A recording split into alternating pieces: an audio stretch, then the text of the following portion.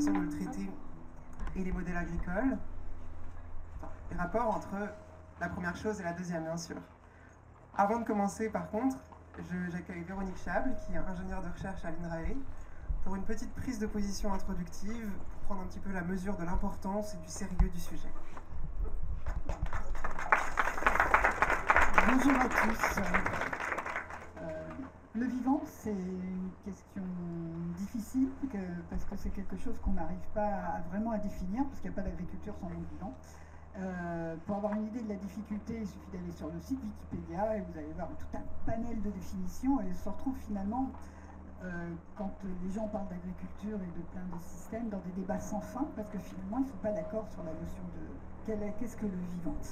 Et donc ce vivant se situe dans tout un panel entre le sacré et finalement le vivant conçu. À l'INRA, il y avait une vingtaine d'années, qui avait commencé à réfléchir au sujet. Il dit le problème du vivant, c'est qu'il fait tout gratuitement. Et donc les travers d'aujourd'hui, c'est de rendre le vivant comme une ressource, et donc comme quelque chose qui se vend et qui s'achète. Et donc entre ceux qui pensent le vivant comme un don et ceux qui pensent le vivant comme une ressource, il y a beaucoup à discuter. Donc aujourd'hui, on va en reparler ensemble, et donc comment repenser les modèles agricoles avec une vision beaucoup plus respectueuse du vivant, se considérant parmi le vivant. Et voilà, donc on va laisser nos invités nous en parler de multiples façons et essayer d'éclairer ces différentes voies que l'on peut aujourd'hui prendre pour essayer d'avoir une planète un peu plus vivable. Voilà, merci. Des rapports du vivant dans les modèles agricoles, enfin des rapports du vivant avec les modèles agricoles.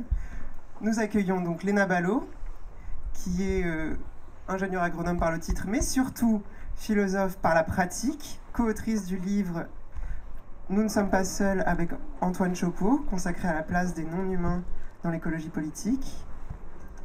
Nous avons aussi Gilles Simoneau, évidemment. Nous avons aussi Gilles Simoneau, qui est agriculteur dans une ferme diversifiée que certains d'entre vous connaissent, c'est la ferme des Petits Chapelets, et qui est aussi très engagé dans les réseaux de promotion et de diffusion de l'agriculture biologique. Il est notamment président de Manger Bio 35. Nous avons Corentin Equet, qui se décrit lui-même comme un diplomate des lisières, docteur en sciences de l'environnement, ancien animateur du réseau Meuse-Rhin-Moselle, qui fait la promotion des semences paysannes et de la biodiversité cultivée dans le Benelux, et qui utilise plusieurs langages, l'article scientifique, la vidéo, la facilitation graphique. Vous le verrez demain pour sa conférence gesticulée à 14h30 qui s'appelle « Quand on s'aime, c'est pour la vie ». Enfin, Nicolas Mérieux, agriculteur, humoriste, vidéaste. Vous venez de finir votre farm tour, que vous pouvez voir sur la chaîne YouTube du même nom, et que nous accueillons en qualité de grand témoin pour cette table ronde, avant de voir son spectacle, qui suit cette table ronde. Voilà, on peut commencer maintenant, je pense.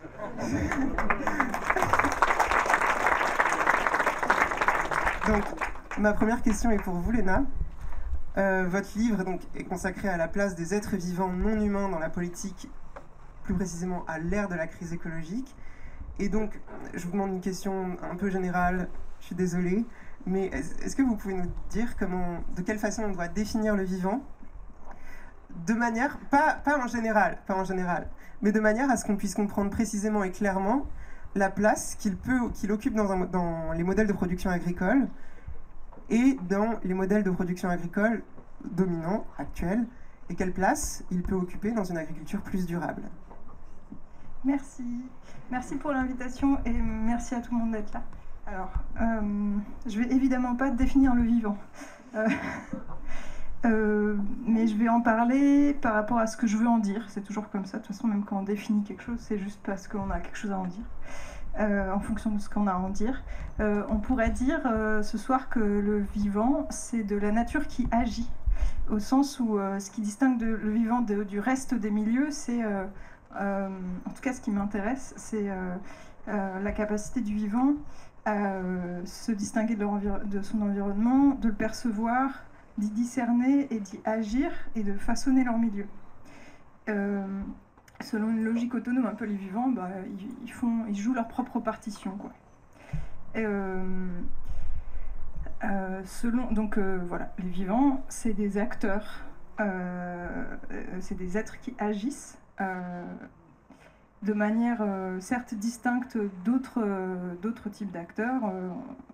Ils n'ont pas forcément d'intentionnalité, etc. Mais ça fait quand même...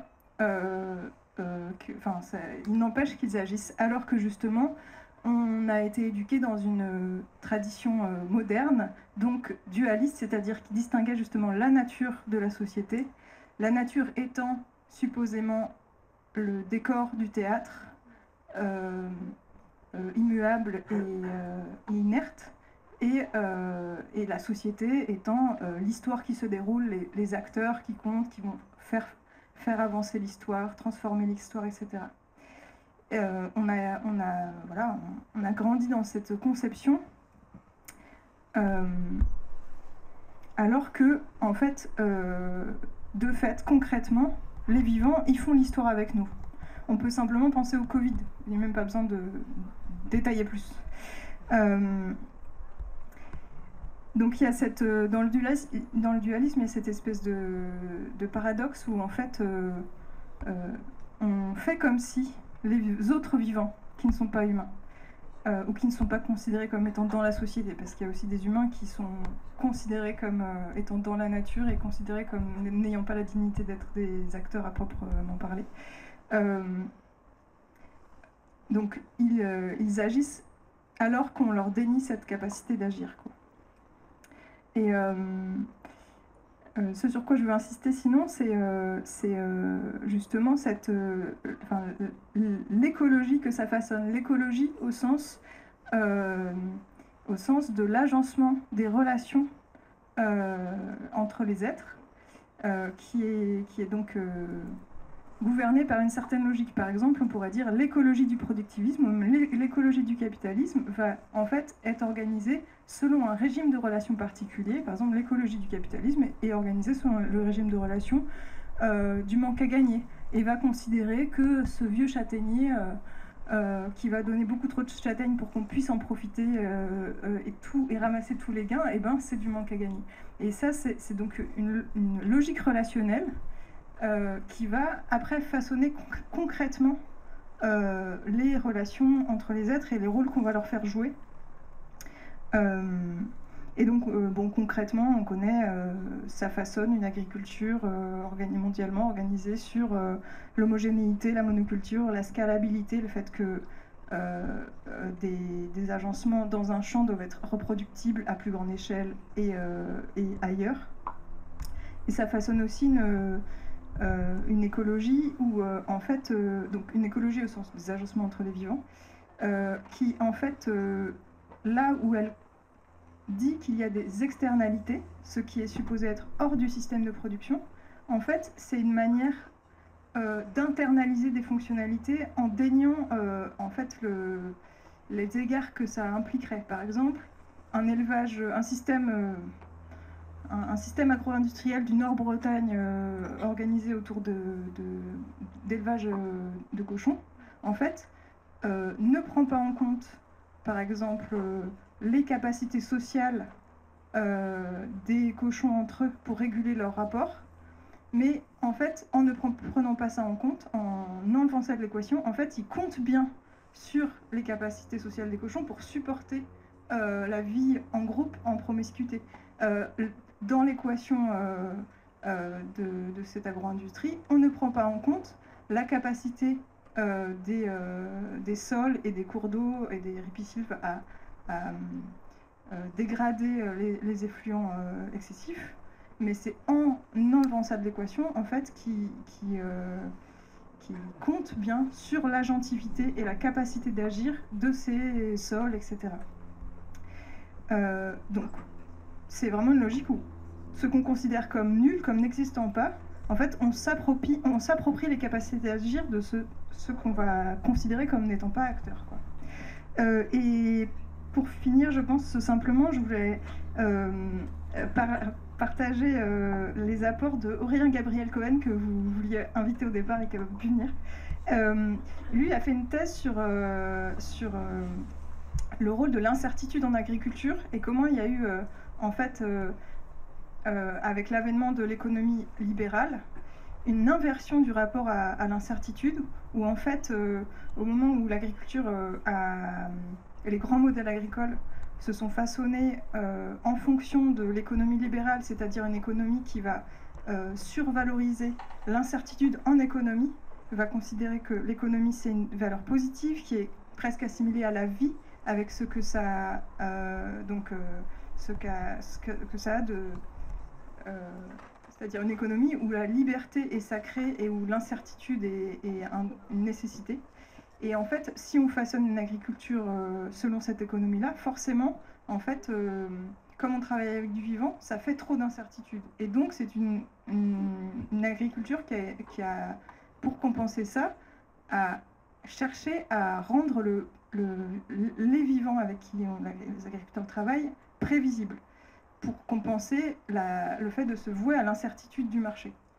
Et donc, tous les efforts que vous pouvez imaginer pour rendre le vivant avec qui on travaille prévisible, stable, voilà, le plier à cette prévisibilité.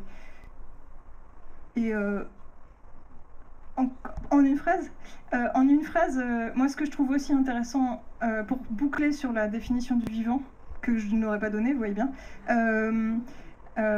moi j'ai l'impression que ces réflexions qui sont circulantes sur qu'est-ce que ce serait de penser une vie en dehors de cette séparation nature-société, cette séparation où on dénie à tous les autres acteurs qui sont de fait là leur dignité d'acteur, ça a un effet sur notre manière de percevoir les autres vivants, mais ça a aussi un effet rétrospectivement, en miroir, sur la manière dont on se conçoit nous.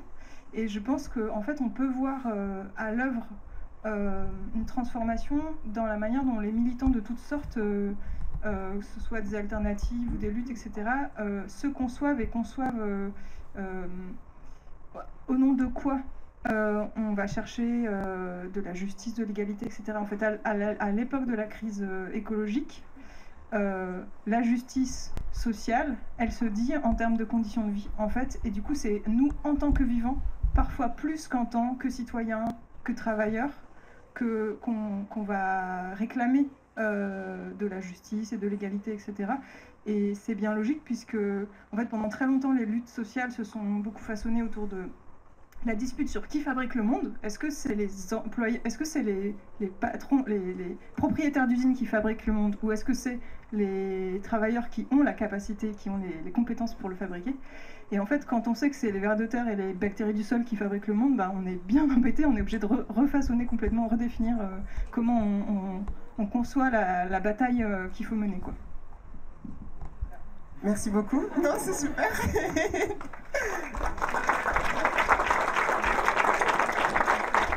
Donc vous voyez, il n'y a pas besoin de définition pour avoir une base sur laquelle discuter. Maintenant, je me tourne vers vous, Gilles. Vous êtes agriculteur, vous êtes installé en bio depuis près de 30 ans, c'est ça? Dans une ferme laitière et fourragère qui fait maintenant 118 hectares, si je ne me trompe pas. Ok, mes informations sont exactes.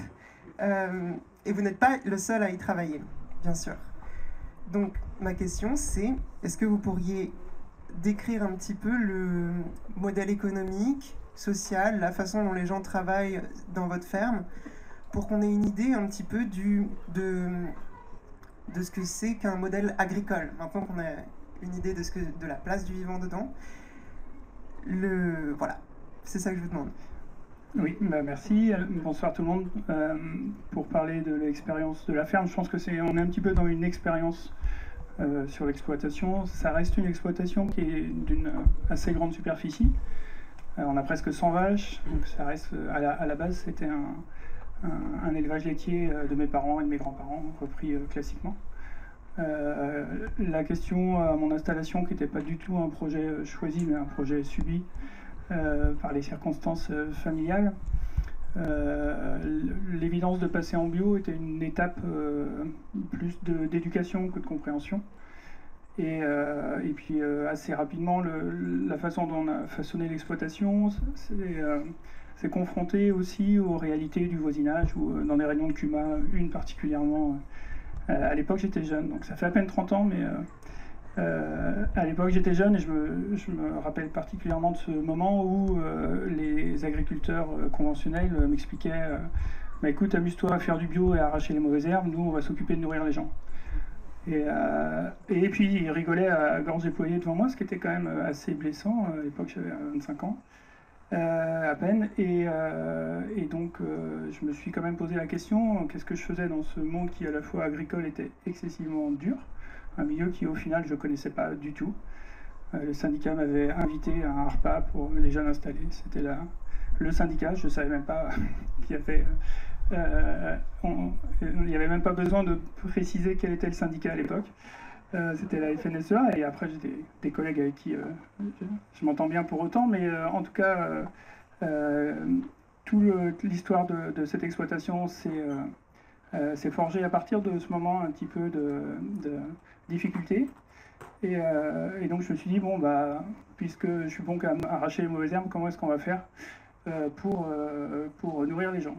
Et donc la première initiative qu'on a prise, c'était on avait travaillé avec Véronique sur les variétés population en blé, donc c'était de faire des blés population en mélange pour faire de la farine et éviter que nos vaches mangent plus d'herbes et moins de céréales. Puis après on a fait de la farine avec ces céréales parce que historiquement, il y a une petite trentaine d'années, on n'avait pas de moulin qui transformait la farine sur place et les gens pensaient qu'on n'était pas capable de faire du pain avec de la farine produite en Bretagne, ce qui était évidemment un non-sens. Donc on a fait de la farine, on a fait du pain, puis après on a installé une maraîchère, qui est là d'ailleurs, j'ai aperçu Sylvie tout à l'heure. Et puis on a travaillé avec une fromagerie locale, même si on avait une grosse production laitière qui part en circuit bio, mais en circuit long, vers une usine de transformation. Il y a toute une partie qui est vendue localement dans les restaurations collectives et avec 2 fromagers locaux. Et puis on a installé un petit élevage de porcs à l'époque pour récupérer et alimenter avec le son qu'on produisait à partir de la farine et le lactosérum qui était un sous-produit du fromage, élever des cochons qui était vendu au magasin. On a aussi ouvert un magasin, etc. etc. Et donc en montant ce modèle, je me suis rendu compte que c'était une opportunité qui reste encore aujourd'hui une expérimentation à partager avec d'autres, et d'autres ont des modèles différents, mais je pense qu'aujourd'hui c'est la diversité des modèles qui a du sens. Mais en tout cas c'est le sens du partage humain aussi, qui à travers le métier, on n'était pas que agriculteurs pour donner de la valeur, mais on était aussi dans l'échange avec des collègues, dans les interconnexions, dans la transversalité. On a beaucoup travaillé avec les AMAP, et on continue, enfin ils continuent. Et voilà, il y a un moment où la ferme était très diversifiée, on était 5 associés, presque une dizaine de salariés, et ça devenait aussi très compliqué à gérer, donc on a tout redivisé les ateliers. Et aujourd'hui, la ferme, il y a donc Sylvie qui était historiquement sur la ferme, elle a repris une parcelle d'exploitation. Donc avoir des grandes exploitations, c'est aussi, si on partage, permettre d'installer des agriculteurs. Il y a une nouvelle maraîchère qui s'est installée. La partie boulangerie a été reprise par d'abord un salarié, puis 2, puis 3, puis 4, puis aujourd'hui ils sont 7 boulangers qui ont monté une scope de boulanger sur la ferme. Le magasin est aussi tenu par une entité spécifique. Aujourd'hui, il y a un bar-restaurant qui vient d'ouvrir. Et puis, on a d'autres projets, qui sont dans cette diversification et dans cette transversalité, qui sont à la fois sur la ferme et à la fois sur le territoire. Parce qu'évidemment, on ne peut pas rester, quand on est dans le vivant, enfermé chez soi, avoir tout sur la même ferme. Et donc, tout l'intérêt aussi de ces modèles, c'est de pouvoir travaillé en réseau, dans la transversalité, dans l'éducation de l'environnement. Les jardins de Mille-Pas viennent avec des groupes faire visiter la ferme. Bon, il y a beaucoup de possibilités qui ne sont pas complètement exploitées. Et puis les autres intérêts, c'est aussi la question de la transmission du patrimoine et du capital. Et on a choisi, alors actuellement c'est une question qui est en cours, mais de bloquer le capital au niveau enfin, utiliser les outils modernes de l'économie pour permettre de faire des transmissions beaucoup plus légères, c'est-à-dire bloquer le capital dans une SCI qui, dans le futur, et la transmission pourrait être détenue par une multitude de sociétaires locaux, et que les gens en activité puissent directement profiter de leur travaillent sans avoir à financer le capital, comme moi j'ai pu le faire bosser très dur pendant 25 ans, et comme mes parents l'ont fait avant moi, et comme mes grands-parents l'ont fait avant. Donc voilà grossièrement le modèle dans lequel l'exploitation existe aujourd'hui sur le territoire, mais j'ai quand même envie de dire que c'est pas... Enfin, je serais embêté que ça se réduise à l'exploitation. C'est une expérience qui est une expérience de territoire et qui respire dans tous les sens, que ce soit avec des projets avec d'autres agriculteurs ou avec tous les citoyens qui consomment ou qui participent ou qui viennent faire des formations à la ferme. Merci beaucoup.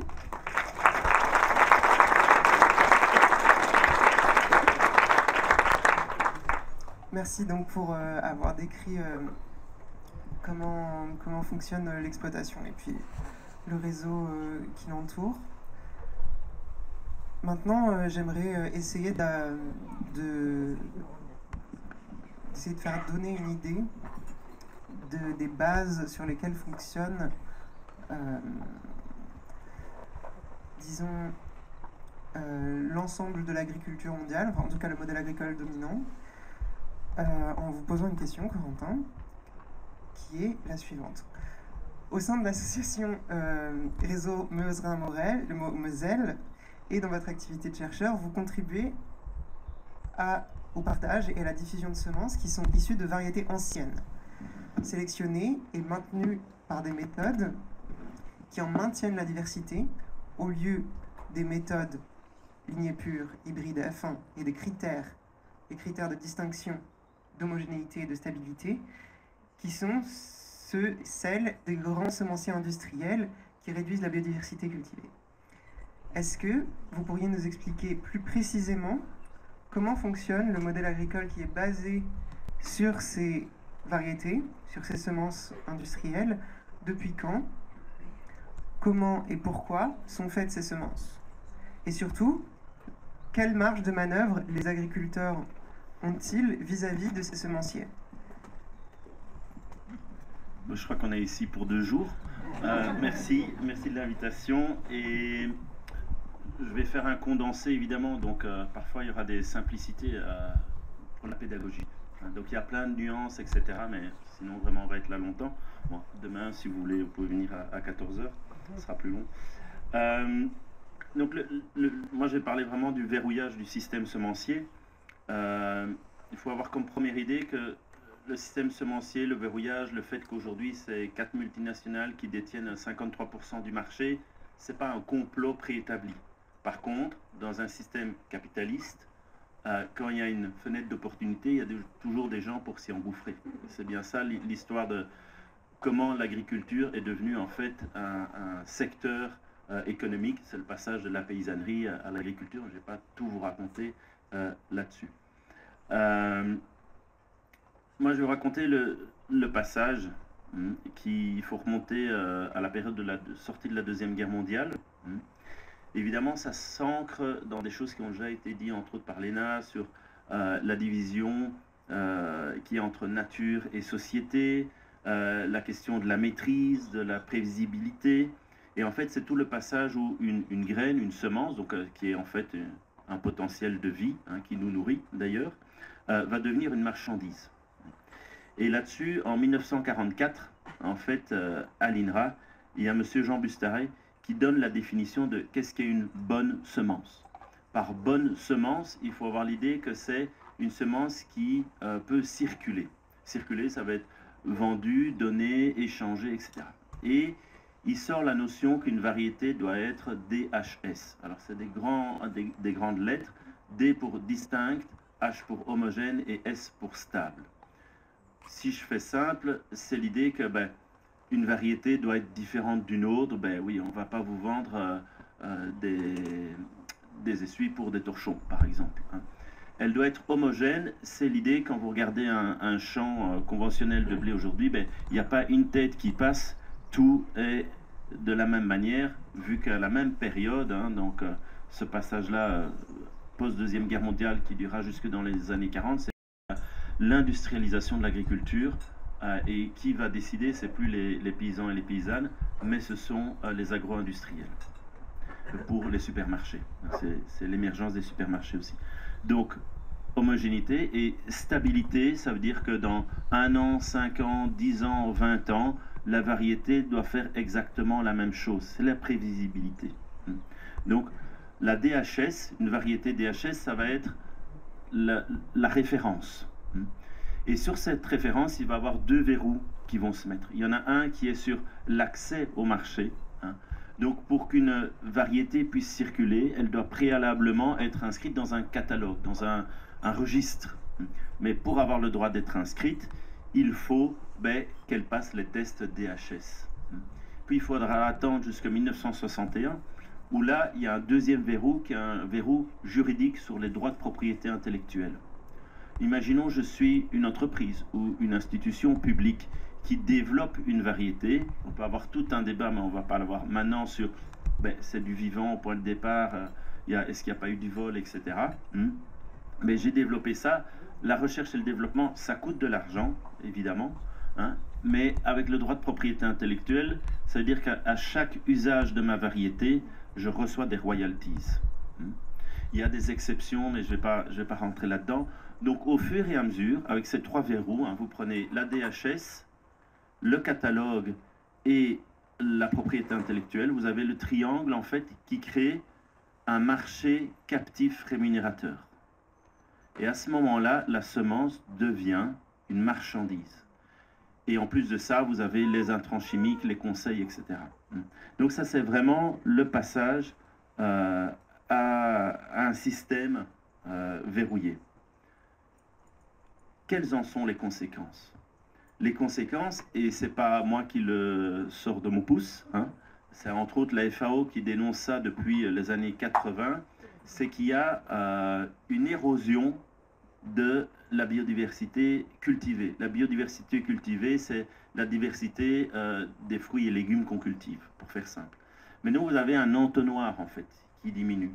Si je prends, j'avais été revoir les chiffres aujourd'hui, si on prend par exemple les choux, avant, il y avait 544 variétés de choux commercialisées, donc c'est pas juste dans votre potager, il faut vraiment imaginer commercialiser. Aujourd'hui, c'est 28. Si on prend les tomates, même chose, les pommes, etc. Donc vous avez vraiment une diminution du nombre de variétés. Alors c'est pas juste parce que les goûts et les couleurs disparaissent, ça va beaucoup plus loin. Ce qui se passe, c'est une question génétique. Regardez, si nous tous ici dans la salle, si on est tous les mêmes, il y en a qui avaient ces rêves-là, dès qu'il y a un virus, une maladie, si on ne sait pas y faire face, soit on se transforme, soit on disparaît. Mais les semences, c'est la même chose. Et les légumes, les fruits et légumes, c'est la même chose. L'avantage d'avoir en fait un grand panel de diversité génétique, ça représente un potentiel adaptatif. Et aujourd'hui, je vais prendre juste les questions climatiques, le potentiel adaptatif, il est vachement nécessaire. Moi, je crois que j'ai pas eu le gène d'avoir chaud en Bretagne, mais voilà, ça sera peut-être pour mes enfants. Donc ça, c'est les conséquences. Alors, point suivant, c'est quelles sont les marges de manœuvre. Je vous ai parlé de verrouillage. Il n'y a pas de baguette magique ou il n'y a pas une clé au déverrouillage. Par contre, il y a différentes initiatives qui se passent partout dans le monde. Il faut avoir en tête aussi que on parle tout le temps du système agro-industriel qui se présente comme le modèle dominant. Si on regarde aujourd'hui à l'échelle mondiale, l'agriculture vivrière paysanne est majoritaire dans les pratiques, en fait. Par contre, l'agro-industrie est majoritaire dans le narratif et dans le chiffre d'affaires. Mais il n'est pas majoritaire pour nourrir les gens. Il ne faut pas croire aussi qu'il y a assez de nourriture pour nourrir les gens. Il y a des questions en fonction des zones, etc. Il y a plein de nuances, j'ai dit, à avoir. Mais le gaspillage alimentaire ici en Europe, c'est assez énorme. Donc, c'est moins cette question malthusienne. Donc, maintenant, en fait, ce qui se passe dans l'agro-industrie, c'est toute l'histoire de la monoculture. À partir du moment où ça devient une marchandise, que ça devient en fait... C'est comme si vous preniez un rond et que vous en faites des carrés. Alors, c'est peut-être caricatural, mais il y a déjà eu des expériences pour faire des œufs de poule carrés parce que c'est plus efficace à ranger. mais c'est un peu la même vision du monde. Hein. Organisons et dominons le vivant pour qu'il fasse ce que, au niveau des ingénieurs, il y a des ingénieurs que j'aime bien, mais au niveau des ingénieurs, ça soit pratique. Sur Terre, tout est rond. Et parfois, la pensée humaine est fort carrée. Alors, ce qui se passe au niveau des semences, c'est qu'il y a des contournements. Hein. On peut prendre ce que fait Kolkhoz, ici, ils sont ici à côté, hein, ça veut dire vieux chou en breton, mais ça vous le savez mieux que moi. Mais c'est aussi par exemple des agriculteurs qui vont vendre au niveau des céréales, ils vont vendre des grains et pas des semences à leurs collègues. Ça légalement c'est un contournement mais qui fonctionne. Il va avoir des organisations qui font d'autres choses. Si on prend l'exemple Cocopelli, qui est souvent le plus connu, c'est la désobéissance civile assumée et affirmée. Par contre, il y a d'autres organisations, si je prends Semaille, qui est un semencier, lui, ils vont plutôt essayer de sensibiliser le consommateur pour qu'il devienne un jardinier acteur, qu'il devienne un citoyen, en fait, qui voit la portée politique, etc. Donc, il y a vraiment différentes manières. Mais ce n'est pas un coup de baguette magique. Ce qui est intéressant au niveau mondial, si on regarde toutes les initiatives, en fait, qui essayent de... C'est pas... Arrêtons de parler d'alternatives. En fait, ce n'est pas une alternative. Je crois que le système agro-industriel est malheureusement, comme le système capitaliste, une mauvaise parenthèse dans une trajectoire qui fait plein de dégâts. Mais l'histoire de l'agriculture, c'est une histoire de sélection, c'est une histoire de relations vivantes entre des humains et des autres qu'humains. Mais les deux sont du vivant. Mon corps, moi, il est composé... Alors, je suis nul en médecine, en tout ça, mais il y a plein d'éléments. Moi, il y a des bactéries, il y a des machins, voilà. Il y a plein de choses. Donc, l'humain, c'est extrait, c'est vraiment cet exemple-là, c'est extrait de l'ensemble, en fait, de là où il est. Mais l'idée, je pense, c'est aussi... Et une manière de déverrouiller, c'est de décoloniser notre mode de pensée. Et d'arrêter d'être humano-centré, je vais dire ça comme ça. Et peut-être qu'une des pistes aussi, alors parfois on me dit souvent c'est peut-être un chemin plus délicat, mais c'est aussi les questions de se rendre compte qu'il y a plein de choses invisibles. Entre vous et moi, il y a plein de choses dans l'air qui sont là, qui font partie. Il y a des éléments sensibles. On y croit, on n'y croit pas. Moi, j'ai rencontré plein d'agricultrices et d'agriculteurs où ça fonctionne. Dans la salle, je suis sûr, il y a des gens qui parlent à leurs chats, à leurs plantes, et il y a des choses qui fonctionnent. Il y en a qui vont prier pour qu'il fasse beau. Si pour eux ça fonctionne, au minimum ça se respecte. Ça c'est mon point de vue. Et alors l'autre chose au niveau des déverrouillages, c'est les questions législatives. Mais là, si je commence là-dessus, on va être très très long. Et donc ça serait intéressant de pouvoir y revenir un moment. Vous pouvez peut-être poser des questions à la fin.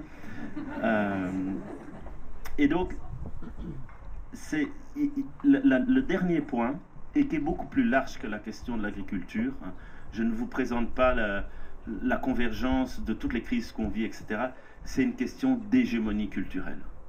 C'est quelle histoire on nous raconte et quelle histoire collectivement nous voulons raconter. Et quand je dis collectivement, c'est pas juste moi, humain, etc. C'est l'ensemble du vivant. Et nous avons d'autres choses à dire et à faire dans ce monde que ce qu'on entend tous les jours par certains médias. Et en plus, en France, c'est presque aussi pire en Belgique, mais on n'est pas encore à votre niveau. Voilà, merci. Merci beaucoup. Merci.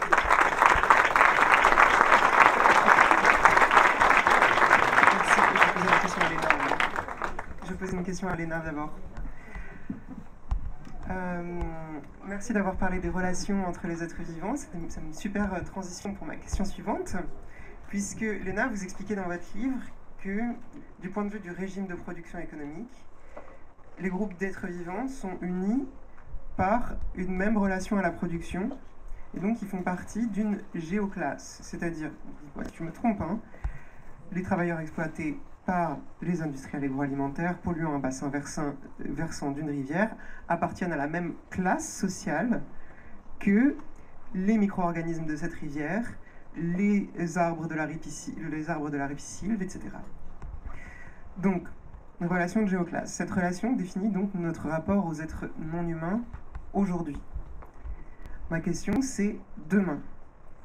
Après une transition vers une agriculture plus durable, quel genre de relation aurons-nous aux non-humains? Est-ce que c'est une relation de classe ou quoi d'autre? Merci. Du coup, pour répondre justement à cette question, c'est-à-dire qu'on fait la grande parenthèse de comment on passe d'aujourd'hui à demain, comment ces géoclasses et ces résistances interspécifiques peuvent contribuer à renverser les rapports de force, mais c'est pas tout à fait l'objet de cette table ronde. Du coup, pour parler de demain, je vais parler d'aujourd'hui, c'est-à-dire de ce qui s'expérimente déjà aujourd'hui dans les fermes. Et donc là, hop, je prends ma casquette de membre du réseau Paysans de Nature, donc un réseau de gens, de paysans, paysannes, de naturalistes, de mangeurs, mangeuses, etc., qui essayent de développer la biodiversité, les pratiques favorables à la biodiversité sur les fermes, et qui essayent de multiplier ce modèle-là, et donc de reprendre la terre pour développer ce modèle-là.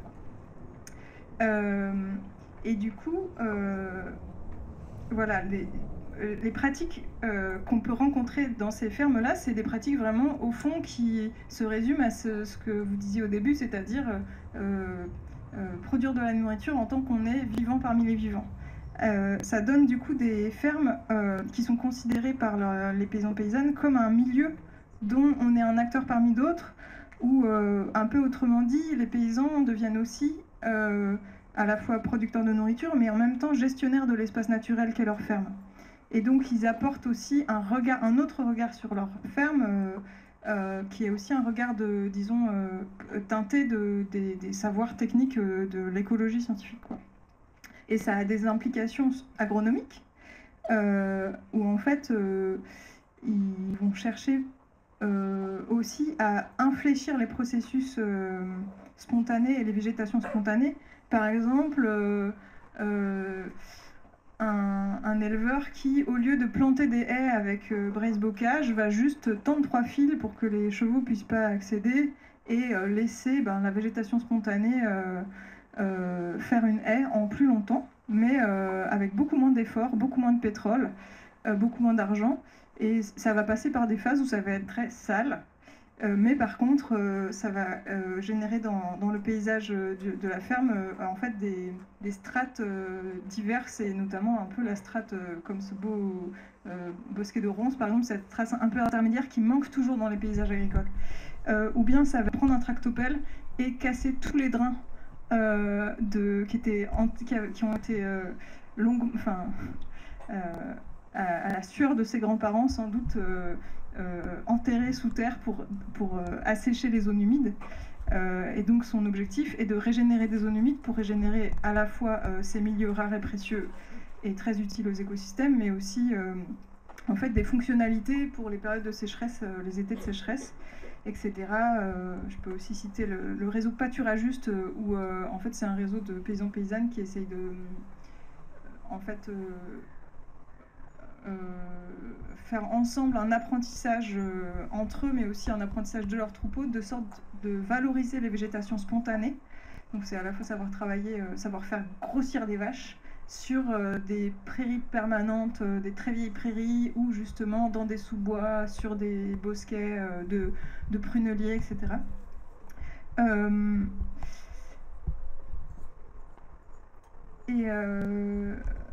Donc en fait, dans ces démarches-là, on retrouve des démarches qui sont très analogues à ce qu'on voit dans le monde de l'agriculture paysanne, chercher à faire des pratiques qui économisent du travail, qui réduisent, en tout cas qui choisissent les dépendances, comment on essaye de choisir d'autres dépendances que de dépendre de la mécanisation, donc du pétrole, etc. Et pour le coup, pour faire un peu des résonances avec la question des semences, c'est aussi des pratiques où il s'agit plutôt d'adapter les troupeaux au territoire que le contraire, et sont considérés comme des acteurs qui contribuent à la production et qui ont une égale dignité d'existence. En fait, le traitement, la manière dont on va concevoir les sauvages et les domestiques dans l'écosystème qu'est la ferme, ça va être moins distinct. Et donc voilà, c'est un lieu d'expérimentation de plein de pratiques. Et en même temps, juste pour finir, c'est aussi voilà, un réseau où se développe une culture, une manière comment dire, une culture au sens d'une identité collective de ce que c'est qu'être agriculteur qui est un peu distincte, notamment parce que c'est un réseau où il y a des gens qui étaient d'abord venus du monde de la protection de la nature, donc qui ne sont pas forcément issus du milieu agricole et qui se retrouvent à devenir paysans. Et donc ça fait comme ça des hybridations un peu culturelles. Et en fait, ça génère des pas de côté dans ce que c'est qu'être agriculteur, qui donne un peu un style naturaliste dans les fermes, avec notamment une valorisation symbolique des fiertés, enfin, comment dire, le sens d'être paysan peut aussi être donné par le fait que, comme disait un des maraîchers du réseau breton, du réseau Paysans de Nature en Bretagne, cette année, ma ferme a produit des pigrièches. Donc, c'est pas le paysan qui a produit, c'est la ferme elle-même. Et ce qu'elle a produit, c'est une reproduction d'une espèce sauvage qui est par là-bas, en sud Morbihan, très peu présente. Et sachant que dans le monde des écologues, dire produire, ça n'a pas du tout le même sens. C'est une logique d'écologie des populations, ça n'a pas le même sens que dans la production alimentaire. Et aussi un autre pas de côté que je vois dans ce réseau-là par rapport au réseau de l'agriculture paysanne avec lequel il y a beaucoup d'alliances, hein, c'est la question du rapport aux terres. C'est-à-dire qu'on entend toujours dans le monde de l'agriculture paysanne, je préfère avoir des voisins que des hectares. Et en fait, on voit par exemple là, 113 hectares, 15 plein temps, 10-15 plein temps. Donc finalement, c'est une grosse ferme, mais il y a plein de travailleurs dessus. Ça fait vivre plein de monde. Mais quand on vient du monde de la protection de la nature, et que donc on a l'habitude d'avoir comme vocation de protéger les milieux, mais de ne pouvoir le faire que sur des petits confitis, etc. On se dit en fait la moitié de la surface de la France métropolitaine, c'est des terres agricoles. Et donc si on veut protéger les milieux, en fait, il y a un endroit où il faut aller, c'est sur les terres agricoles. Et donc en fait, bien sûr, on veut avoir plus des voisins que des terres, mais aussi dans une culture une aspiration à une agriculture plus extensive qui permet beaucoup plus de marge de manœuvre dans les pratiques et de laisser beaucoup plus la place aux vivants. Le réseau Paysans de Nature assume qu'il s'agit pourquoi pas acquérir des grosses fermes, aller chercher les terres, aller arracher la terre à l'agro-industrie par tous les moyens.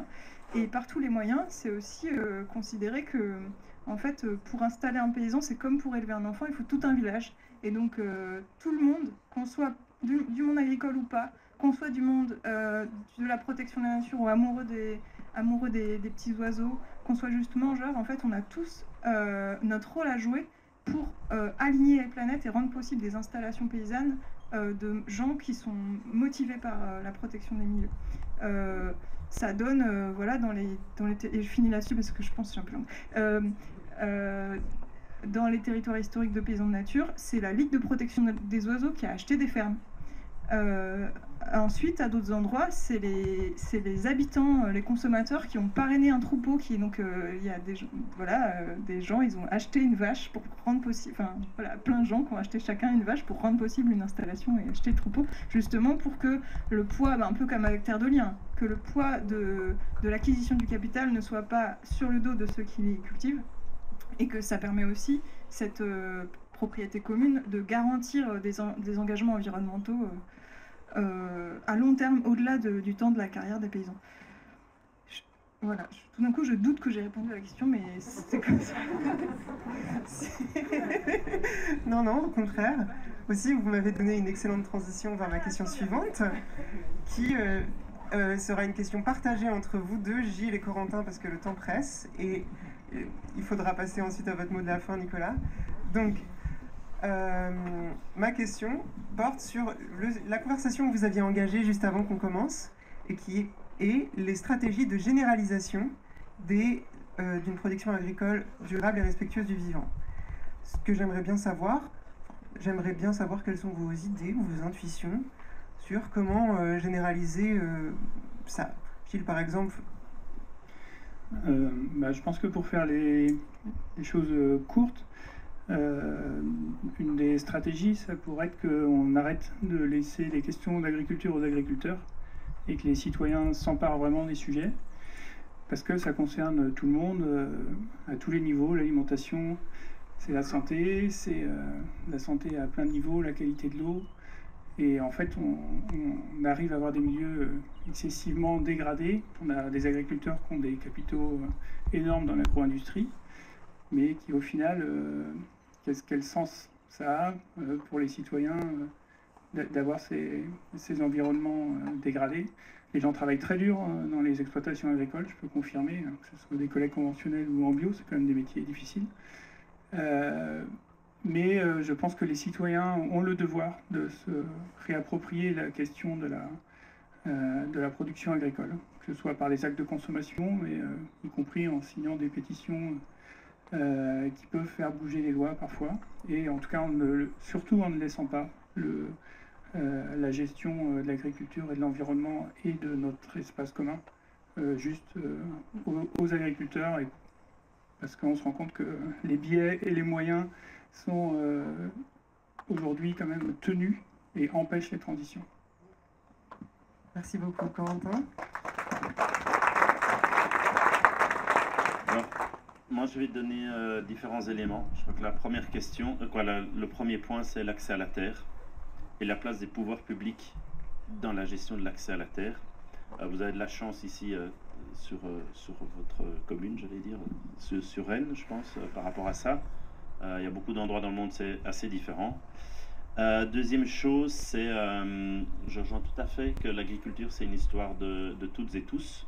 Hein, et il y a un concept, le One Health, hein, donc c'est santé végétale, santé animale et santé humaine. Et on sait que la santé, c'est la vie.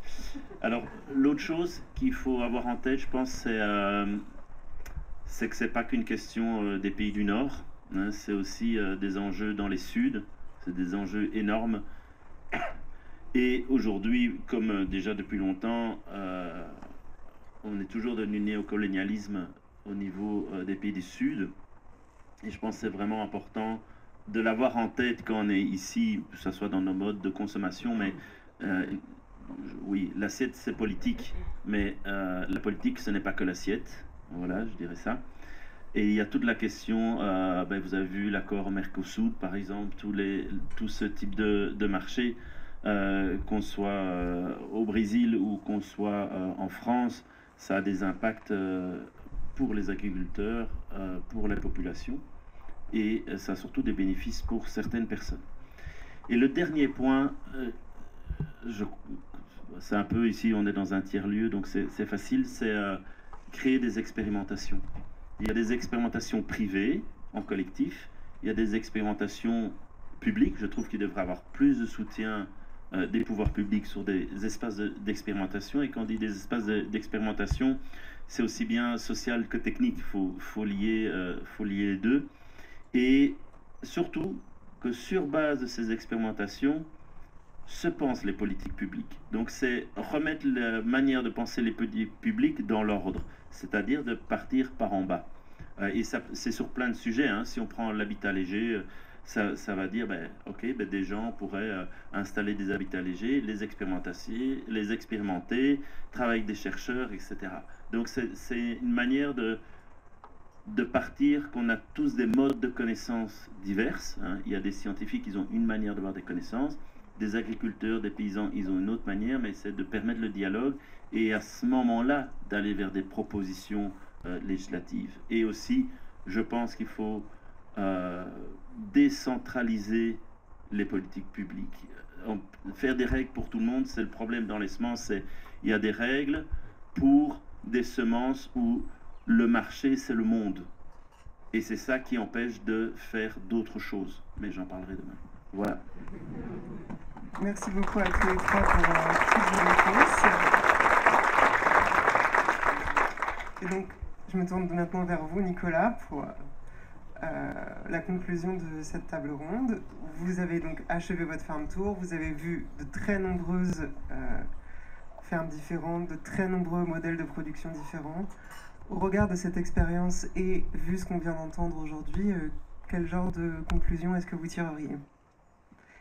Désolé pour cette position un peu inconfortable. J'allais dire sympa l'ambiance parce que déjà bonsoir à toutes et à tous.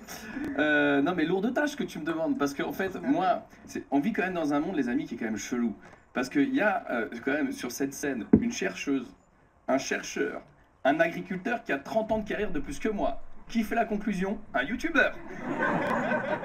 Monde chelou quand même les amis, hein. Et à un moment donné il faut se rendre compte du monde dans lequel on vit.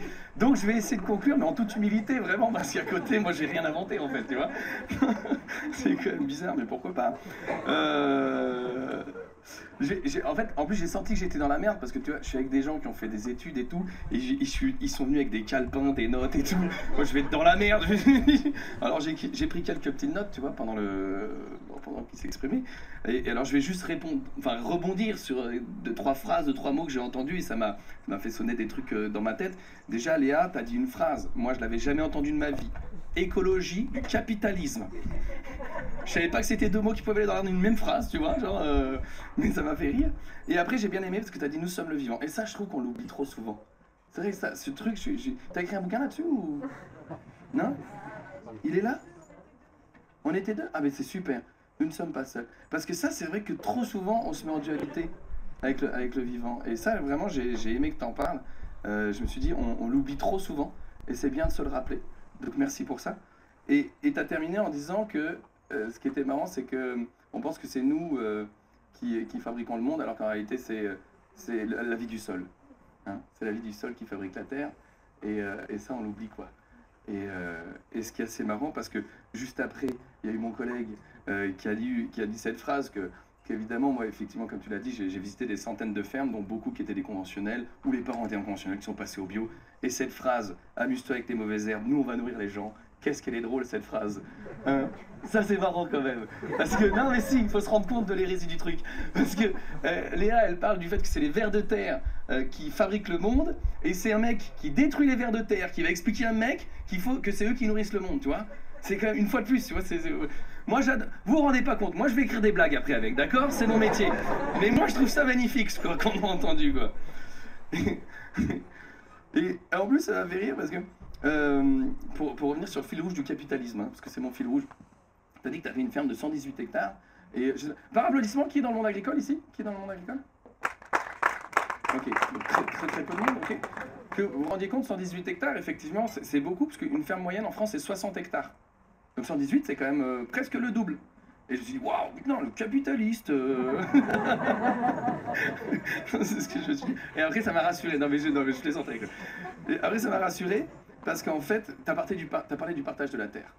Et ça, les amis, c'est un enjeu crucial dans notre époque. Vraiment, parce que là, dans les dizaines, dites si je me trompe, hein, vous n'hésitez pas à me corriger. Hein. Dans les dizaines d'années qui arrivent, il y a 50% de nos agriculteurs et agricultrices qui partent à la retraite. Hein, c'est ça, ça fait 10 ans qu'on dit ça. Du coup, on est déjà foutu ou c'est comment là? Ça continue, oui. En fait, oui, c'est-à-dire, le nombre de personnes, le nombre de fermes diminue drastiquement chaque jour. Et en fait, le partage de la terre, il est super important parce que justement, effectivement, toutes les fermes vont à l'agrandissement. Et aujourd'hui, qui a les moyens de reprendre ces fermes? Le capitalisme. C'est l'agro-industrie qui récupère ces terres, c'est Leclerc, c'est tous ces gros groupes. Hein.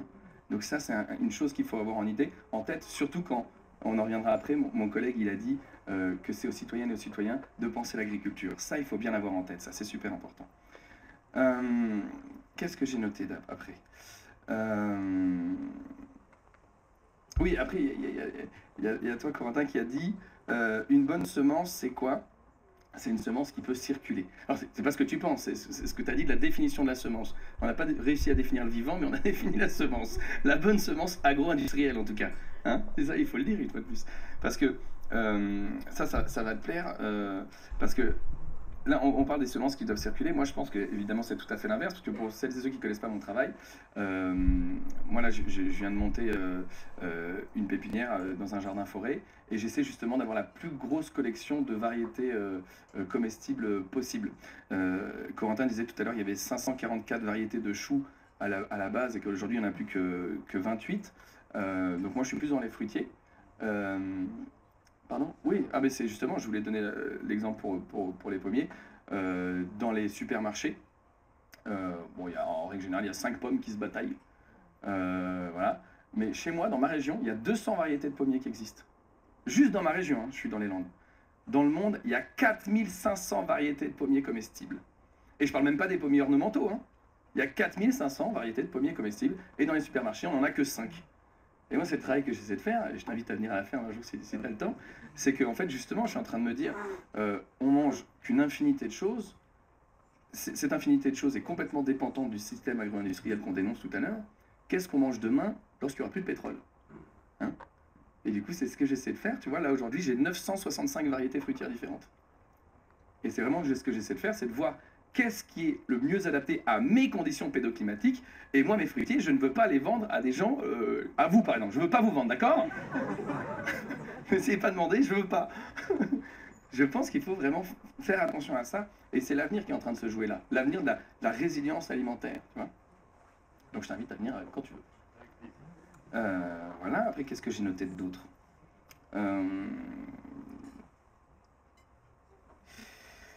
Si, ça j'ai été obligé d'en parler. Tu as dit que tout à l'heure il était...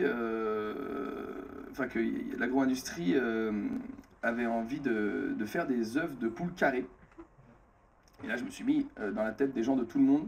Comment sort cet œuf? Hein, on est d'accord, on a eu l'image. Est-ce que le cloaque est carré lui aussi? Comment... Encore une hérésie du capitalisme. Après, il y a le spectacle, hein, pour les hérésies du capitalisme. N'hésitez pas à rester, je vais parler de ça pendant à peu près 1h30 aussi. On va y aller à fond, ça va être cool. Ah oui, si, Léa, t'as dit quelque chose, moi, qui m'a beaucoup touché. T'as parlé du roncier, là, et t'as dit que la strate de la ronce, c'est quelque chose qui manquait cruellement dans le monde agricole. Tu vas me détester. En fait, moi, quand j'ai récupéré ma ferme, le sol n'avait pas été cultivé pendant 8 ans. J'avais que du roncier, 3 mètres de haut. J'ai tout démonté. J'ai vraiment passé l'hiver dernier. J'ai passé 4 mois avec une débroussailleuse à démonter de la ronce. Mais sois rassurée, Léa. Parce qu'après, j'ai fait toute ma plantation de fruitières. Et je suis parti en tournée. Et quand je suis revenu, on ne peut pas tuer la ronce, d'accord? C'est increvable ce truc. Donc t'inquiète pas, j'ai du roncier de partout. Et évidemment, justement, dans les haies, par contre, c'est exactement ce que je fais. Toutes mes haies sont naturelles. Et alors j'ai éclaté un peu de la haie parce que là aussi tu vas me détester. Comme j'ai que des fruitiers, tu vois, des petits jeunes, et j'ai énormément de chevreuils et de sangliers, plutôt que de faire une clôture à chaque arbre, j'ai fait 1 km de clôture sur le truc. Mais après, la haie, elle a repoussé, et franchement, les acacias, ça pousse vite. Hein. Je savais pas. Hein. La ronce et l'acacia, c'est une folie. Donc, j'espère que tu ne détestes pas trop. Maintenant, je touche plus. D'accord? Promis, je touche plus. Je laisse faire. Ok? Et d'ailleurs, c'est marrant parce que j'ai un vieil ami agriculteur à la retraite, conventionnel, enfin, oui, à la retraite du coup là. Et à chaque fois qu'il vient chez moi, il me dit: Nicolas, la ronce, c'est l'ennemi du paysan. Il me le dit à chaque fois. Il vient chez moi, il regarde, la ronce, la ronce. Et ben voilà, je lui parlerai de toi, j'ouvrirai le livre, voilà ce que je vais faire.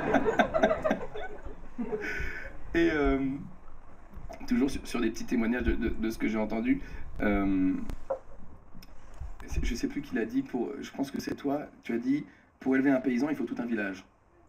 Oui, c'est toi aussi. Et justement, moi ça m'a fait rire parce que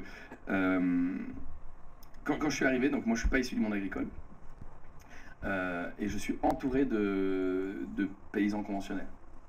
Vraiment. Moi je suis dans les Landes, donc je sais pas si vous connaissez un petit peu l'agriculture dans les Landes, c'est du maïs, du maïs, du maïs et du maïs. Et parfois ils mettent un peu de maïs quand ils ont de la place, un peu de canard, et c'est du maïs, c'est la moitié du maïs ça va chez Bonduel, et l'autre moitié c'est il y a le siège de Monsanto, hein, donc c'est du maïs semence qui va... après c'est la semence, justement, la semence qui va en Chine, qui va de partout dans le monde. La semence qu'on peut déplacer, elle est fabriquée chez moi, quoi, par mes voisins. Et la première fois que je suis arrivé, que j'ai eu les clés du terrain, non, parce que c'est un terrain, donc il n'y a pas de clés, mais la première fois que je suis allé chez moi, je suis allé me présenter à tous les gens autour. C'est super important, c'est surtout quand tu viens pas de là. Et ça m'a fait rire, parce que j'arrive dans cette ferme, où je viens me présenter. Et c'est une petite mamie qui m'accueille. Toute mignonne, toute gentille. « Oh, vous êtes les nouveaux !» Parce que du coup, j'ai acheté la ferme avec un ami à moi, donc on est venus à deux. « Oh, vous êtes les nouveaux, mais venez, super, oh, c'est trop bien qu'il y ait des jeunes qui s'installent. » On arrive, vous prenez le café? Oui, bah, d'accord, on prend le café, pas de problème. Vous avez fait les petits gâteaux ce matin?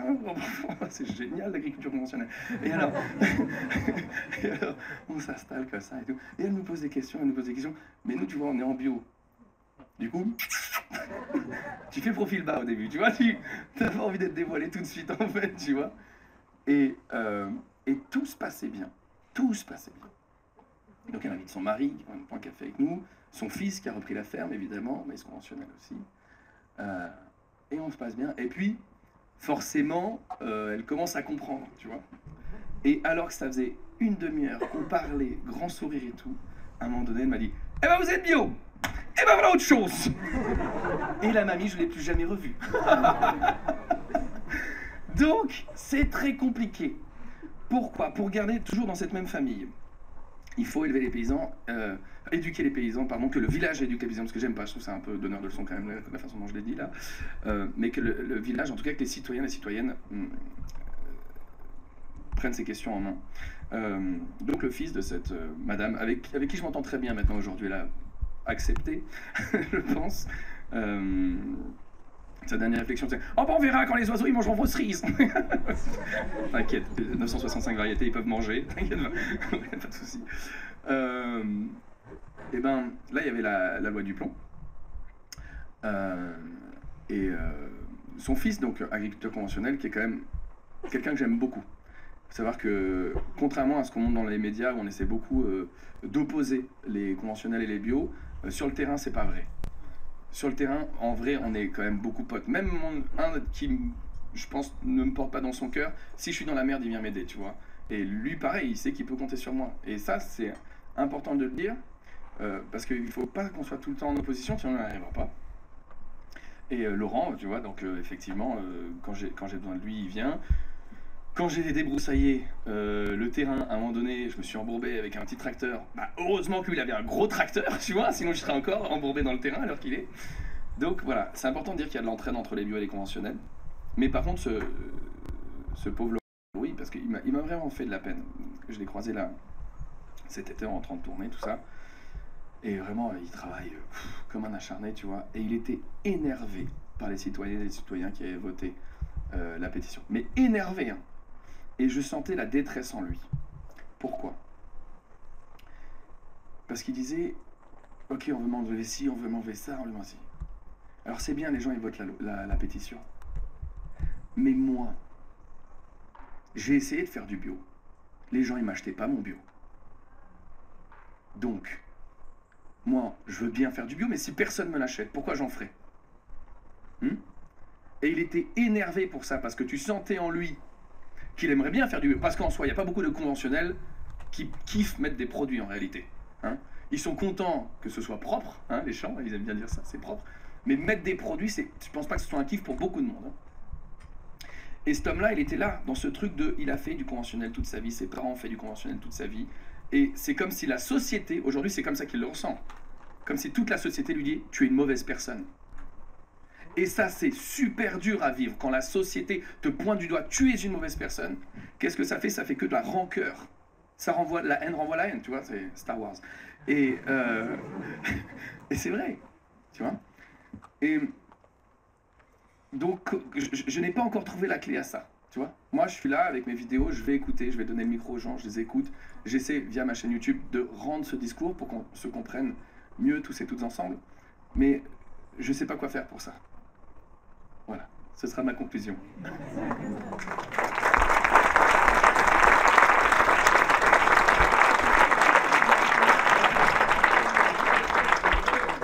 Merci beaucoup, merci à vous. On a un peu de temps pour des questions, si vous voulez. Le problème avec ça, il y en a deux. Le premier, c'est que je ne vous vois pas, même si vous me voyez très bien, je pense.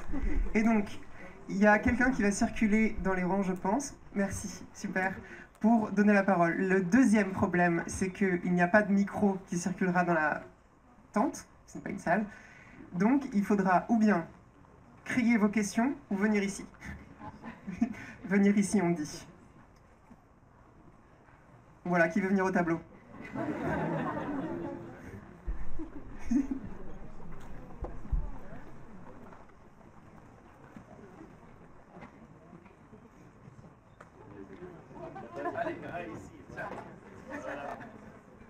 Alors c'est vraiment une question pour lancer les gens.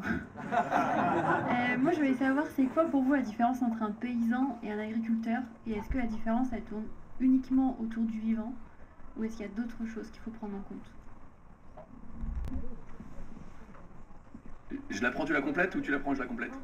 Ouais. Bah, pour moi la définition elle est dans le mot.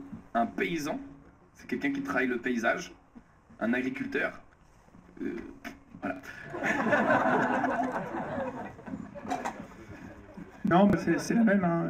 Paysan, t'as pays, t'as le lien à ton terroir. Et voilà.